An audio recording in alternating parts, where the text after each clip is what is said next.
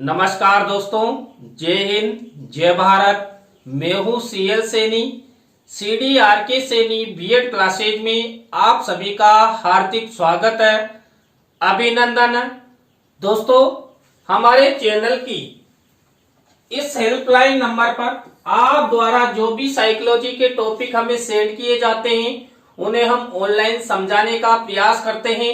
दोस्तों, आज की लाइव क्लास के अंतर्गत हम फैक्टर्स अफेक्टिंग क्रिएटिविटी यानी कि सृजनशीलता को प्रभावित करने वाले कारक। दोस्तों, आपके एग्जाम में सृजनशीलता शब्द आ जाए या सृजनात्मकता आ जाए या रचनात्मकता आ जाए तो आपको बिल्कुल कंफ्यूजन नहीं होना है। आपको सृजनशीलता को प्रभावित करने वाले फैक्टर लिख देने हैं। तो दोस्तों, आप सब बने रहें हमारे साथ, हमारे इस चैनल के साथ। दोस्तों, यहाँ पर इस लाइव क्लास में हम 11 ऐसे फैक्टर हैं जो सृजनशीलता को प्रभावित करते हैं, उनके बारे में चर्चा करेंगे। तो दोस्तों, यदि आप हमारे इस चैनल पर पहली बार आए हैं या हमारे चैनल की प्रत्येक वीडियो देखना चाहते हैं तो हमारे चैनल को सब्सक्राइब करें और पास ही बने बेल आइकन के बटन को जरूर दबावें। दोस्तों, यहाँ पर जो क्रिएटिविटी है, इस क्रिएटिविटी को प्रभावित करने वाला पहला कारक है उत्साहपूर्ण वातावरण। रचनात्मकता का विकास करने के लिए ऐसा वातावरण पैदा करना चाहिए जिसमें बच्चा अपने आप को स्वतंत्र समझे। यदि बालकों के लिए उत्साहपूर्णता का वातावरण का निर्माण नहीं किया जाएगा तो सृजनशीलता प्रभावित होगी। दोस्तों, यदि हमें बालकों को सृजनशील बनाना है तो हमें ऐसा उत्साहपूर्ण वातावरण का निर्माण करना होगा जिसमें छात्र स्वतंत्र रहकर उत्साहपूर्वक कुछ नया निर्माण करे, सृजनशीलता अपनाए, सृजनशील बने। यदि हम बालकों के लिए उत्साहपूर्ण वातावरण का निर्माण, स्वतंत्रता पूर्वक रहने का वातावरण निर्मित नहीं करेंगे तो छात्र कभी भी सृजनशील नहीं हो सकता। इसलिए यहाँ पर उत्साहपूर्ण वातावरण क्रिएटिविटी को प्रभावित करता है। इसी तरह दोस्तों, दूसरा फैक्टर है विभिन्न क्षेत्रों में विचार एवं भाव प्रकट करना।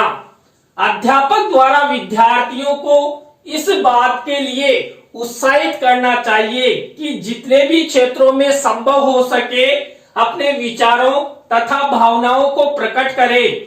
नए नए ढंग से बालकों को समझाने से उनकी रचनात्मकता को बढ़ावा मिलता है। दोस्तों, कक्ष में एक शिक्षक द्वारा छात्र छात्राओं को ज्ञान प्रदान किया जाता है। अब शिक्षक द्वारा जो छात्र छात्राओं को ज्ञान प्रदान किया जाता है, यह ज्ञान भिन्न भिन्न क्षेत्रों से संबंधित यदि प्रदान किया जाएगा तो छात्रों में भिन्न भिन्न क्षेत्रों से संबंधित ही ज्ञान सृजित होगा।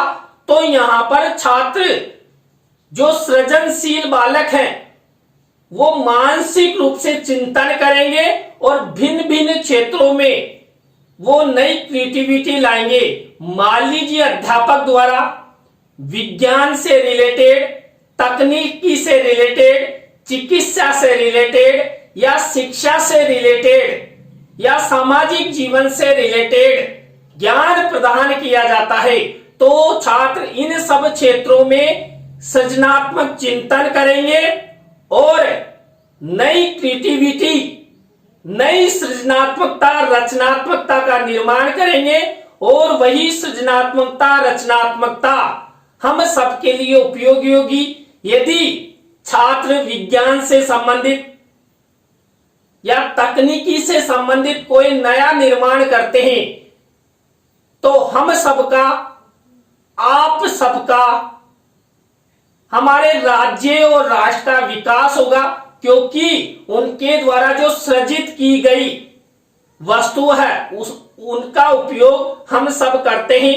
तो इसलिए एक शिक्षक द्वारा छात्रों को विभिन्न क्षेत्रों से रिलेटेड ज्ञान प्रदान करना चाहिए।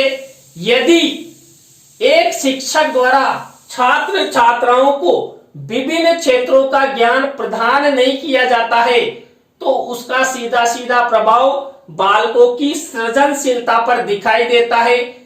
बालकों की सृजनशीलता, सृजनात्मकता, रचनात्मकता प्रभावित होगी। तो दोस्तों ये दूसरा फैक्टर हुआ। इसके बाद सृजनशीलता को प्रभावित करने वाला थर्ड नंबर का फैक्टर है विविधता की प्रेरणा, मोटिवेशन। अध्यापक को विविध क्षेत्रों से संबंधित प्रोत्साहन देना चाहिए। बच्चों के कार्य तथा प्रयत्न में परिवर्तन या विविधता के चिन्ह का स्वागत करना चाहिए और उसे प्रेरणा देना चाहिए। यदि अध्यापक द्वारा छात्रों को विविधता की प्रेरणा प्रदान नहीं की जाएगी तो सृजनात्मकता, रचनात्मकता, सृजनशीलता प्रभावित होगी। दोस्तों जब एक शिक्षक द्वारा छात्र छात्राओं को प्रेरणा, अभिप्रेरणा, मोटिवेट किया जाए तो भिन्न भिन्न क्षेत्रों से अभिप्रेरणा प्रदान की जानी चाहिए जिससे छात्रों में भिन्न भिन्न क्षेत्रों से संबंधित अभिप्रेरणा मिले। छात्र मोटिवेट हो कि हम चिकित्सा क्षेत्र में भी कुछ नया कर सकते हैं, तकनीकी क्षेत्र में भी नया कर सकते हैं या शिक्षा क्षेत्र में भी कुछ नया कर सकते हैं।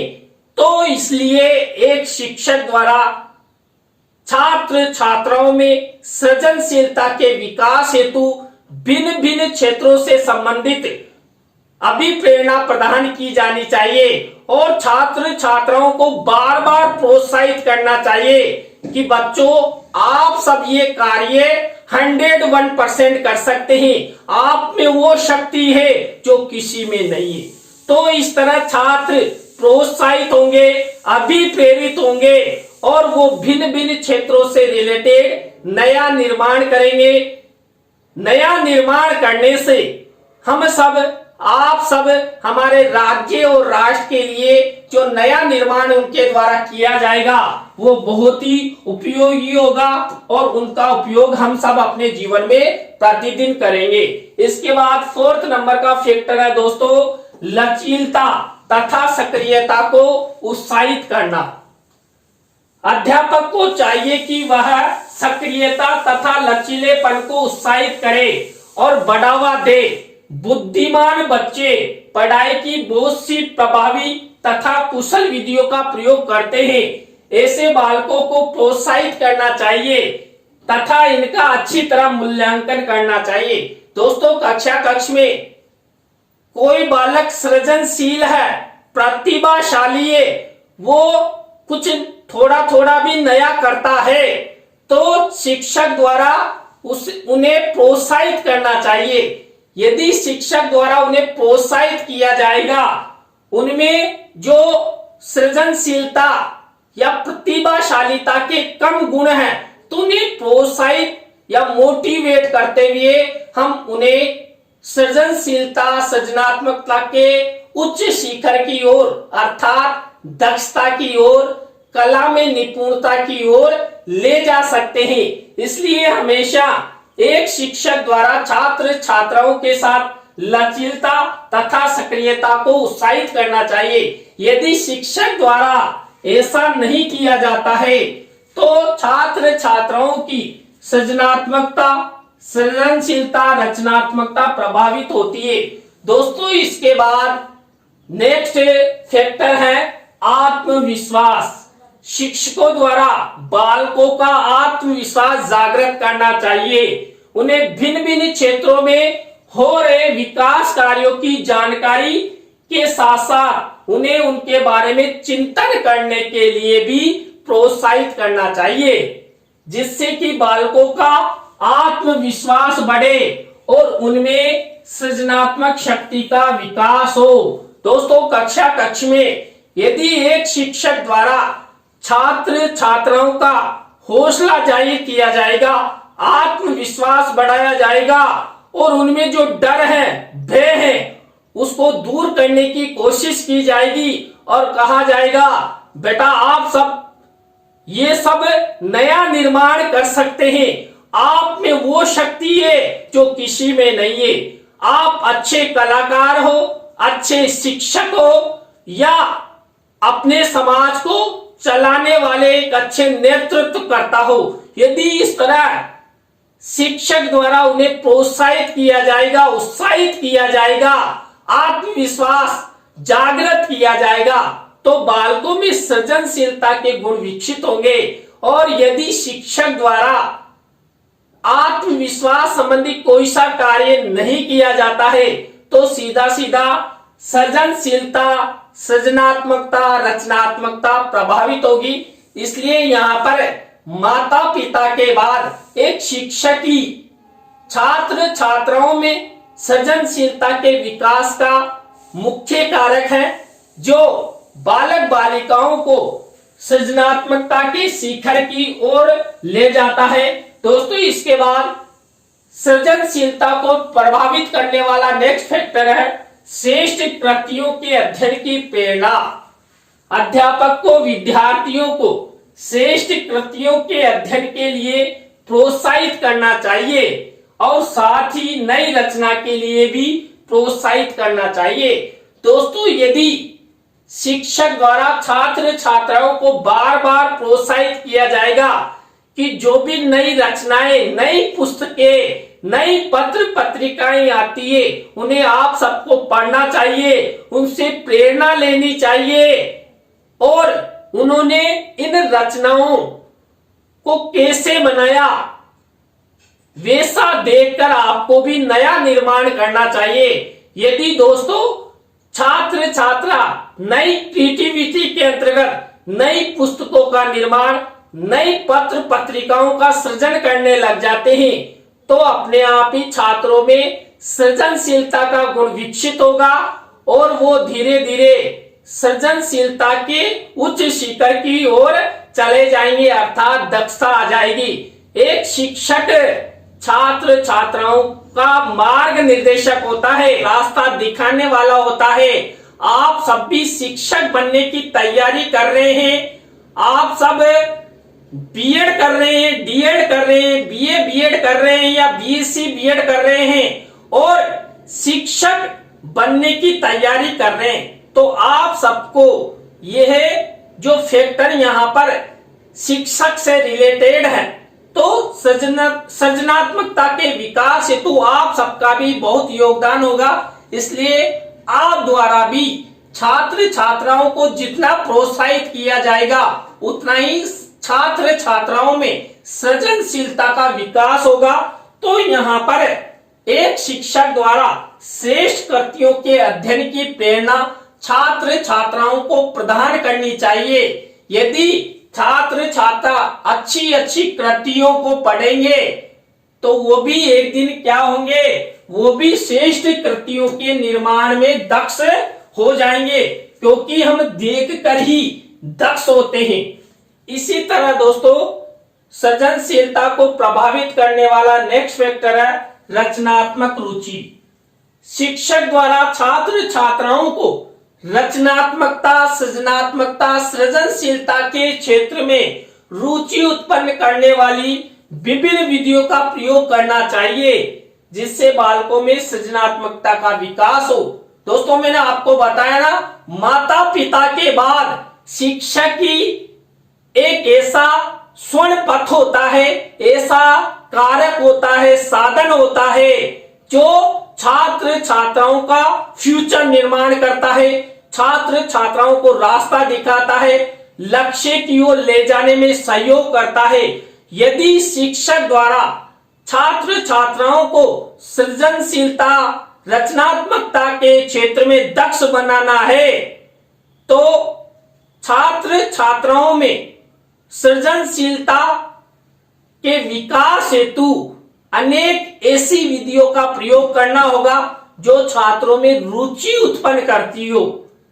जैसे मान लीजिए शिक्षक द्वारा विद्यालय महाविद्यालय में पोस्टर प्रतियोगिता आयोजित की जाएगी या कोई हैंडीक्राफ्ट का कोई कार्यक्रम रखा जाएगा कुल मिलाकर विद्यालय महाविद्यालय में नई सृजनात्मकता रचनात्मकता के कार्य संपादित किए जाएंगे तो छात्र छात्राओं में रुचि बढ़ेगी, और रुचि बढ़ेगी तो क्या होगा, छात्र छात्रा सृजनशीलता रचनात्मकता के क्षेत्र में दक्ष होंगे, और करत करत अभ्यास की जड़मति होए सुजान। छात्र एक दिन सृजनात्मक क्षेत्र में एक दक्ष कलाकार की भूमिका निभा सकते हैं।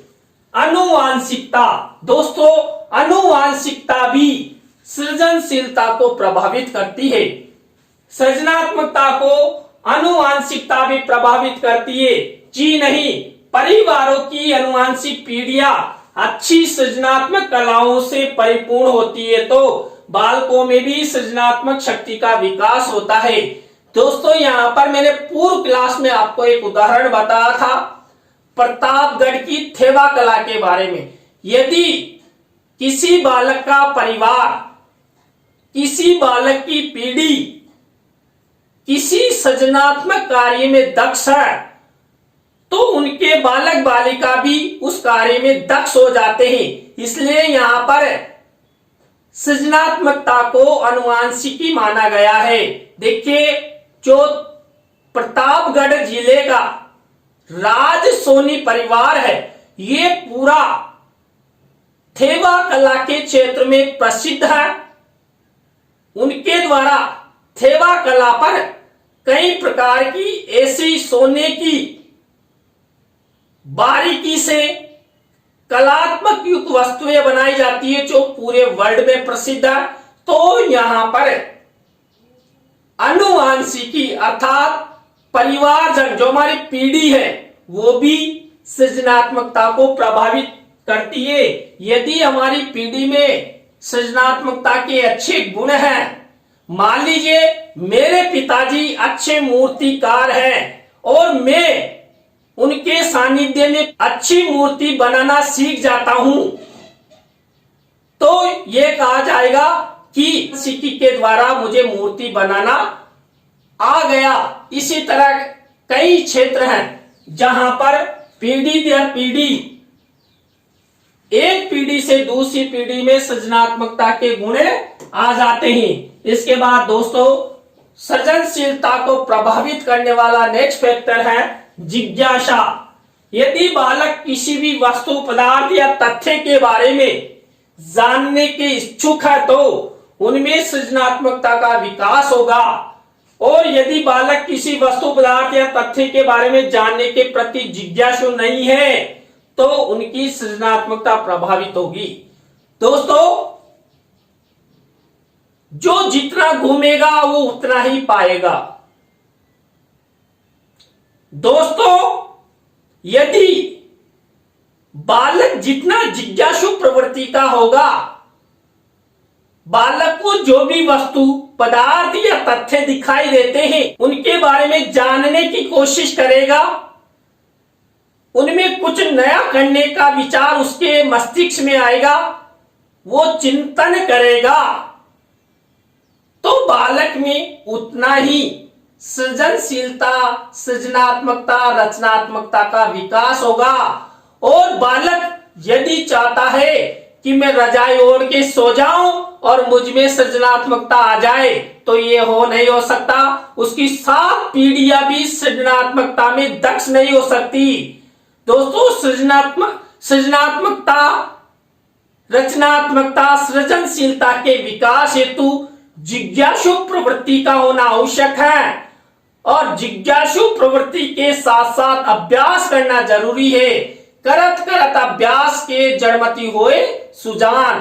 दोस्तों एक मूर्तिकार प्रतिदिन उस मूर्ति को बनाता है और एक दिन ऐसा समय आ जाता है कि मूर्तिकार ऐसी मूर्ति बना देता है जैसे अभी मुंह बोलेगी, सेम टू सेम। तो इसलिए सृजनशील बालकों में जिज्ञासा प्रवृत्ति होगी, बालक उतने ही सृजनशील होंगे। यदि बालकों में जिज्ञासा प्रवृत्ति नहीं है तो सृजनशीलता प्रभावित होगी। इसके बाद नेक्स्ट है समस्या समाधान शक्ति। समस्या समाधान शक्ति सृजनात्मकता को प्रभावित करती है।